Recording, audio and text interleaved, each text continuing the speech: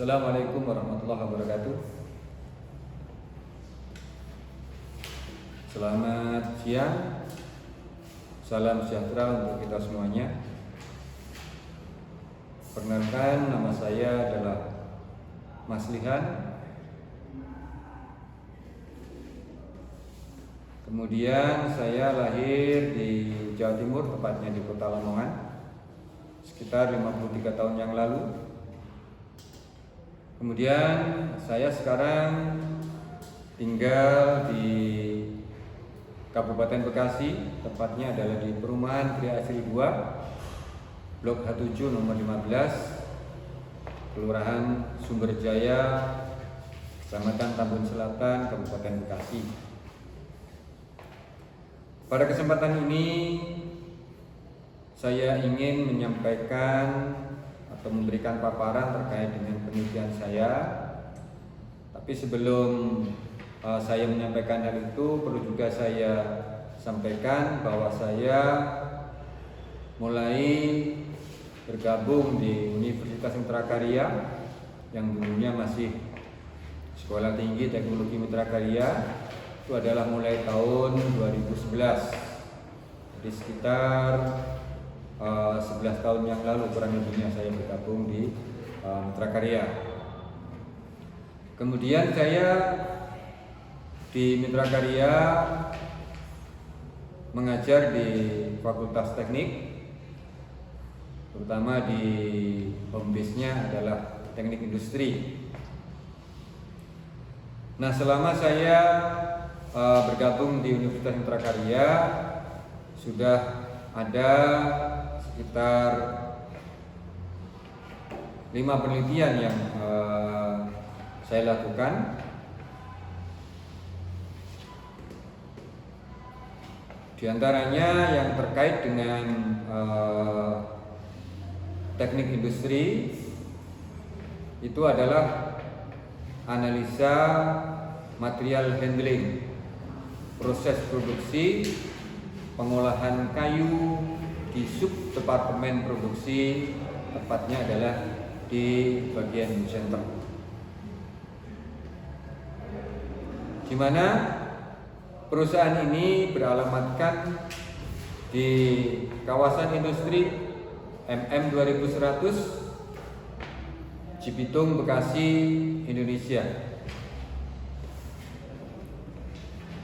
Di perusahaan yang saya lakukan penelitian ini, perusahaannya sebenarnya adalah merupakan suatu perusahaan yang memproduksi produk woodworking yang secara umumnya adalah produknya ekspor semua, ya, kualitasnya adalah kualitas ekspor.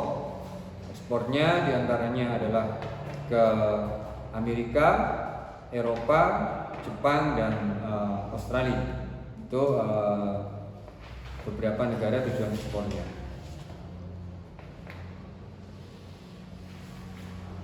Kemudian, kenapa kami tertarik untuk melakukan penelitian dengan judul tersebut? Karena ketika saya berkunjung ke perusahaan tersebut, kami menemukan beberapa hal yang ketika ditinjau dari keilmuan teknik industri itu adalah masih perlu atau masih bisa ditingkatkan produktivitasnya. Di awal saya temukan adanya bottleneck, dan juga saya menemukan ketika berkunjung itu adalah ada kekosongan proses, ya, atau bahasa kasarnya itu adalah mesin mengalami kekosongan bahan baku. Nah, dari situlah saya memulai, diantaranya yang kami mulai untuk saya teliti adalah terkait dengan sistem material handlingnya. Makanya kami mengambil judul analisis material handling proses produksi pengolahan kayu di subdepartemen wood center. Wood center itu sendiri kalau kita artikan adalah senternya atau pusatnya bahan baku kayu. Jadi bahan kayu masuk dari gudang, kemudian di situ mulai diproses. Ya, dari bahasa perkayuannya adalah dari sawn timber, kemudian diolah menjadi bentuk komponen. Nah, di situ. Jadi dibelah untuk komponen. Kalau gampangnya itu karena kita produksi utamanya adalah wood door atau pintu kayu, maka ada yang namanya komponen stile, ada komponen rail, ada komponen panel, ya, panel, kemudian ada komponen dowel. Nah, itu yang beberapa komponen yang ada yang dibutuhkan untuk menjadi sebuah produk wood door tadi. Nah, di dalam proses tersebut memang tidak mudah untuk merubah kayu menjadi suatu barang yang sesuai dengan standar internasional. Ya, kita tahu sendiri bagaimana Jepang standarnya, bagaimana Amerika standarnya, itu adalah sangat tinggi sekali. Tapi produk kayu yang produksi alam itu bisa atau mampu diterima untuk diekspor ke sana. Makanya ini perlu kejelian mulai dari sawn timber sampai dengan komponen ini, sehingga ketika sudah diassembler menjadi suatu produk akhir yaitu wood door tadi tidak mengalami kecacatan atau reject secara mutunya. Nah, inilah yang kadang-kadang menjadi salah satu penyebabnya terjadi bottleneck dan terjadi kekosongan tadi, karena merubah menjadi bahan alam menjadi suatu bahan yang sesuai dengan apa yang diminati oleh manusia atau standar manusia. Kita tahu kalau kayu itu pasti ada ranting. Kalau kita temukan ranting di situ, pasti di situ ketika rantingnya ini sudah patah duluan akan mengalami luka, akan mengalami retak, akan mengalami pecah, bahkan akan menjadi busuk di setelah ranting tadi. Nah, itu standarnya tidak boleh. Makanya di Wood Center inilah proses-proses yang dilakukan untuk menjadikan supaya komponen yang akan diassembler nanti menjadi wood door itu adalah sesuai dengan standar-standar di negara-negara tujuan, yaitu Amerika, kemudian Eropa, kemudian Jepang dan Australia tadi. Kemudian selain itu kita melakukan observasi di lapangan. Ternyata yang kita observasi ngambil pilihannya adalah terkait dengan material handling dulu. Karena ketika kita lakukan pengamatan terkait dengan material handling, kita menemukan beberapa area mesin atau beberapa proses yang kosong. Maka dugaan awal saya adalah di material handling tadi yang masalah.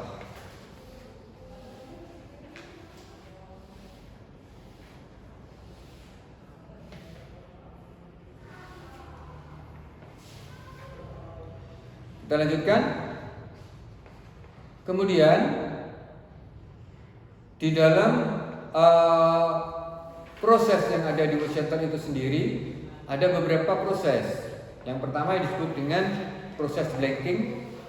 Proses blanking ini adalah sawn timber yang dari gudang kemudian dihaluskan dua sisi saja, blank, ya, halus dua sisi. Kemudian yang kedua setelah blanking ada proses grading. Di grading inilah yang akan mulai menentukan bahwa setelah dihaluskan dua sisi tadi ketahuan mana yang memenuhi standar Amerika, mana yang memenuhi standar Jepang, mana yang memenuhi standar Australia, dan mana yang memenuhi standar Eropa. Itu mulai ketahuan di situ. Kemudian setelah itu adalah dilakukan cutting, ya, cutting atau pemotongan, dipotong sesuai dengan ukuran. Setelah dipotong sesuai dengan ukuran, maka proses berikutnya adalah sebelum dijadikan halus empat sisi, maka sudah mulai di color match, ya, sudah mulai disamakan warnanya sesuai dengan kalau rail atau ambang itu adalah disesuaikan dengan lebarnya. Lebarnya butuhnya berapa? Kalau kayu di kita misalkan hanya 14 cm, kalau kita harus kirim ke Amerika misalkan harus menjadi 35 cm, itu kan jauh sekali. Berarti paling tidak tiga kayu yang harus kita sambung.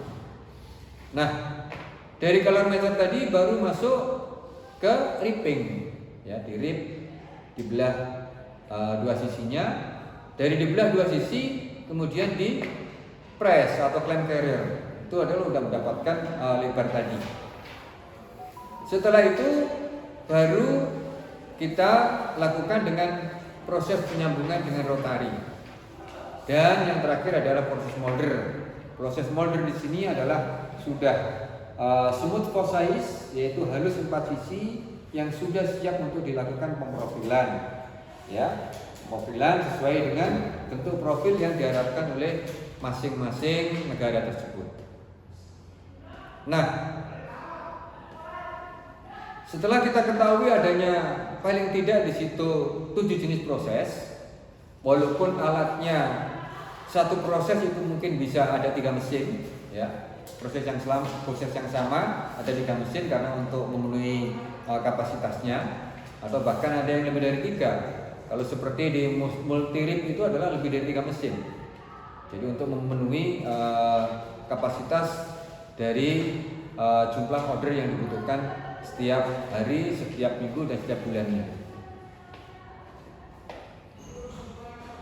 Adapun metode penelitian yang kami lakukan adalah kami melakukan pengamatan langsung pada objek yang kita teliti, yaitu di beberapa mesin yang kami sebut tadi. Walaupun mesinnya lebih dari 7, tapi jenisnya adalah ada 7 yang kita sebut tadi.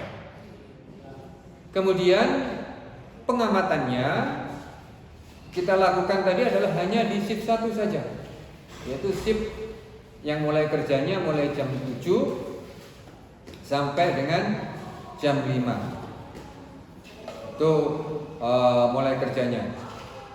Kemudian kita melakukan pengamatan tadi, rata-rata yang kita lakukan, yang kita amati adalah 5 jam efektif, ya, 5 jam efektif. Berikutnya, untuk peralatan material handling yang ada yang digunakan ketika itu adalah hanya hand lift dan forklift tracker, ya, forklift tracker atau mobil forklift.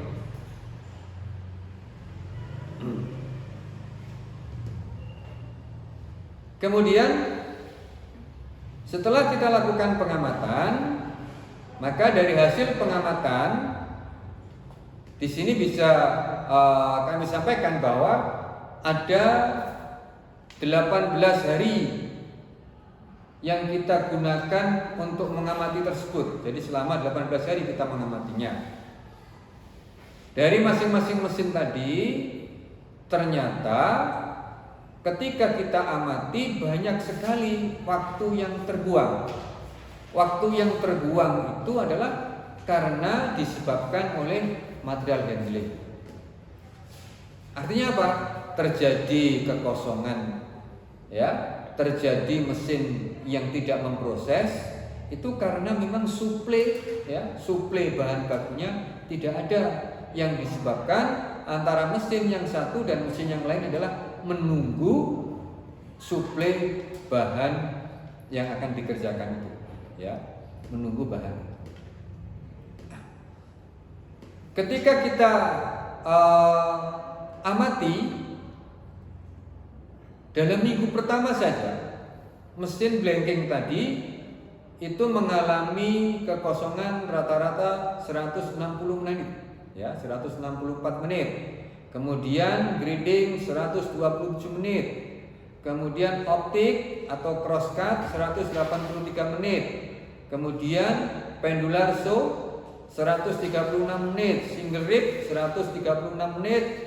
Kemudian multi rib 112 menit. Color matching 157 menit. Kemudian single planer 97 menit. Clamping 111 menit. Itu di minggu pertama. Dan seterusnya ya, sampai minggu kedua. Sampai di minggu kedua, kemudian minggu ketiga, karena kita tadi adalah melakukan 18 hari. Nah, dari situ dapat kita simpulkan bahwa dari hasil setiap minggu tadi, kita rata-ratakan setiap harinya menunjukkan adanya pembuangan waktu yang sangat besar, yaitu 29 jam per hari. 29 jam per hari, kalau konversi kita dengan tenaga manusia kerja dalam satu hari, berarti terjadi kehilangan, kalau diproses berarti terjadi kehilangan sekitar 8 proses. Itu sehari tidak menghasilkan apa-apa. 8 jenis proses, ya, hampir 8 proses. Kenapa? Karena ada 29 jam. Kalau kita bagi satu harinya adalah kerja itu 7 jam, yang kurang lebihnya hampir di situ adalah ketemunya sekitar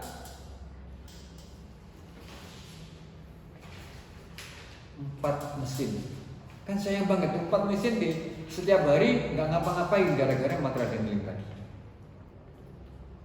Sehingga dari hasil itu disebabkan sekian banyak yang terjadi kekosongan tadi, maka akhirnya banyak juga para operator dan helper itu yang, kalau saya katakan itu rebutan alat untuk melakukan handling sendiri-sendiri. Ya, itu malah lebih kacau lagi. Nah, dari temuan itu maka kami memberikan suatu masukan kepada perusahaan bahwa pada dasarnya ada 2 faktor utama yang sangat mempengaruhi terjadinya pembuangan waktu yang sampai jumlahnya 29 jam per hari. Kalau kita hitung dengan hari kerja, berarti dalam satu hari itu adalah tadi sekitar 4 mesin yang tidak kerja apa-apa. Kalau satu mesin itu ada operator dan helper, maka ada 8 orang yang tidak menghasilkan apa-apa. Mesinnya ada 4 mesin yang tidak menghasilkan apa-apa. Nah, hal itu ternyata disebabkan oleh kebutuhan waktu untuk transfer material yang belum terukur dengan optimal. Kemudian yang kedua, hilangnya waktu untuk mencari alat handling, yaitu tadi hand lift sama forklift tracker tadi. Itu penyebab utamanya.